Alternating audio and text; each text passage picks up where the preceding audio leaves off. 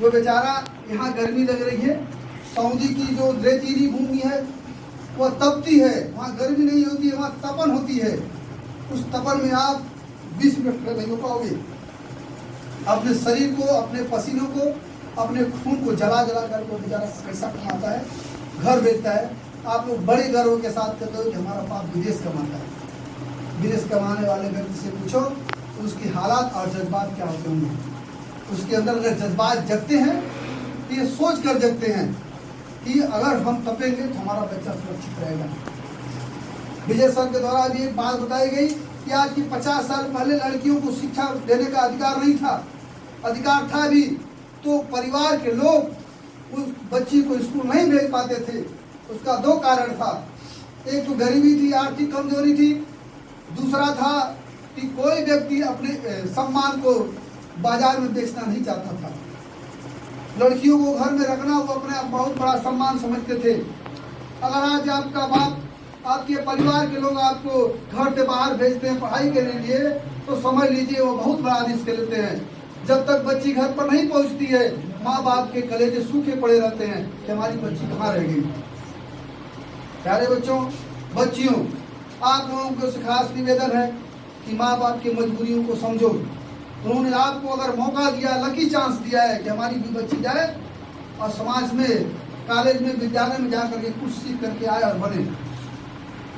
आप बन जाओगे तो माँ बाप को पैसा नहीं दोगे कमा करके, जहाँ जाओ वहाँ दोगे जाकर कमाई के। लेकिन हर बाप को खुशी होती है कि हमारी बच्ची पढ़ लिख लेती है, कुछ कामयाब हो जाती है तो हमारे लिए बहुत बड़ा चांस, बहुत बड़ी चांस होगा। इसलिए प्यारे बच्चों, आज से प्रण करो, माँ बाप के हालात को समझो। हमको आप सभी देख रहे हो ना, विजय सर को देख रहे हो, कितनी गरीबी है, कितनी महंगाई है। महंगाई में हम लोग जी रहे हैं, बेरोजगार हम लोग हैं, फिर भी 2 वक्त की रोटी नसीब हो जाती है। कारण क्या है? आपको शिक्षा देकर के 2 पैसा आपसे कमा लेते हैं। मैंने हम लोग पढ़े लिखे बेकार हैं। अब आप लोग समझिए, अगर आप लोग नहीं पढ़ोगे तो आपके साथ क्या घटना घटेगी। आज कुछ नहीं तो पानी फ्री में मिल रहा है, आपको है पानी फ्री मिल रहा है। अभी कुछ नहीं तो मानवता अभी कुछ लोगों में है, भूखे नहीं कोई मरने देगा। अगर बोल कहीं मांग दो 2 रोटी मिल जाएगी खाने के लिए। आज के 25 साल बाद आपको रोटी भी देने वाला कोई नहीं मिलेगा। मॉडर्न युग यही है, डिजिटल इंडिया इसे कहा जा रहा है। लोग ये मोबाइल का इस्तेमाल लोग कर रहे हैं, मोबाइल का इस्तेमाल किया जा रहा है। मोबाइल हमारे रिश्ते में खटास मिठास पैदा कर रही है। रिश्तेदार, मेहमान, दोस्त याद आकर के बैठे रहेंगे और हम मोबाइल में व्यस्त रहते हैं। मोबाइल जितनी अच्छी उतनी खराब है। मोबाइल का इस्तेमाल कम से कम करो। मोबाइल को केवल अपना एक इशू मत बना लो। मोबाइल के बगैर हम नहीं पढ़ सकते, साइकिल के बगैर हम पढ़ सकते हैं। इंटर में आप लोग पढ़ रहे हो, महंगे से महंगे कपड़े पहन करके आए हो, जूता चप्पल पहन करके आए हो, बैग लेकर के आए हो। आज भी जाओगे सुहागी इंटर कॉलेज दरियावाद की चरी बराहिनपुर के पास मेरा कॉलेज पड़ता है, नहीं पता लगा लीजिएगा आप लोग। उसी में पढ़ा हूँ। इंटर तक चप्पल नसीब नहीं होता था। एक कपड़ा परिवार से मिलता था, उसी कपड़े को घर पहनिए, उसी कपड़े को स्कूल पहनिए, उसी कपड़े को तारीफ पहन जाए। शाम में 7 बजे रात भर सूता था, सुबह में प्रेस करके उसी कपड़े को पहन के जाना पड़ता था। कुल मिलाकर के आज हालात आपके साथ है। मौसम पढ़ाई के अनुकूल है, इसलिए आप लोग पढ़ो बेटा। नहीं पढ़ोगे आगे भविष्य आपका अंधकार में फंसता चला जा रहा है, गर्त में चले जाओगे। मैं कई बार इंटर के बायोलॉजी वाले विद्यार्थियों को मैं कई बार समझाने की कोशिश किया। उनको केवल क्षणिक खुशी से मतलब है। मैं चाहता हूँ कि मेरा पढ़ा हुआ बच्चा यहाँ कुछ करके दिखाए। हम चाहते हैं कुछ इतिहास यहाँ लोग रचे, लेकिन मुझे नहीं लगता कि जिस इतिहास को मैं चाहता हूँ उस इतिहास को रचोगे। मुझे कभी कभी लगता है कि आप लोग नई इतिहास को रचोगे, क्योंकि ऐसा नहीं होना चाहिए। ये इतिहास सही नहीं है। जिस इतिहास के पीछे आप भाग रहे हो वो इतिहास आपको क्षणिक खुशी दे सकता है, और जो मैं जिस इतिहास को रचवाना चाहता हूँ वह इतिहास आपके भविष्य को हमेशा हमेशा के अमल कर देगा। इसलिए प्रण करो, पढ़ो। ये सब गुब्बारे, ये लड़ियाँ जितना लगा रखे हो, स्वागत के लिए जितना कुछ आपने प्रोत्साहन किया, इसके लिए बहुत बहुत बहुत धन्यवाद और बधाई के पात्र आपको बधाई देता हूँ।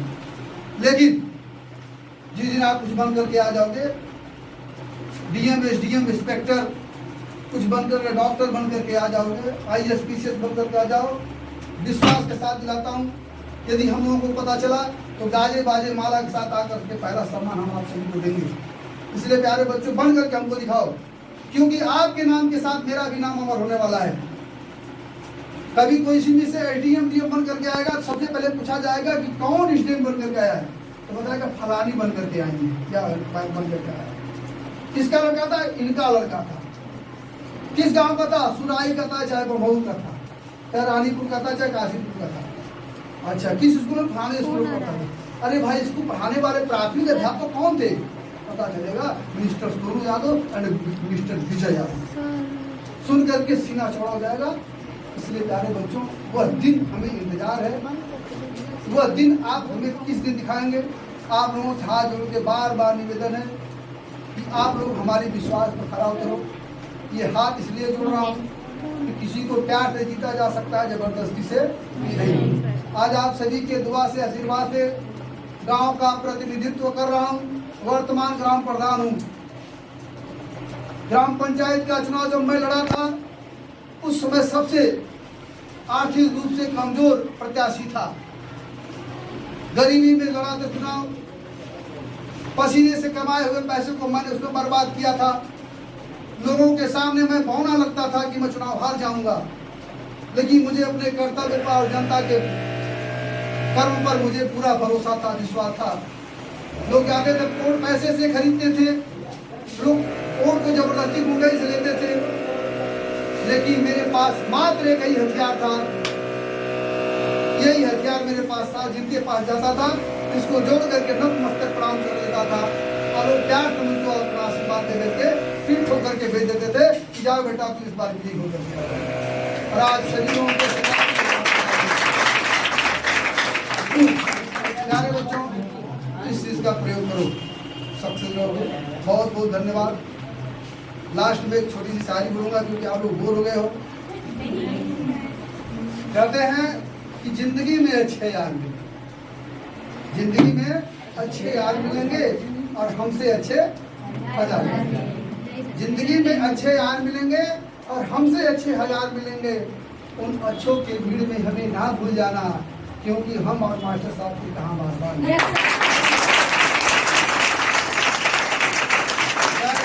इन्हीं सब बातों के साथ मैं अपनी बात को स्टॉप करता हूँ।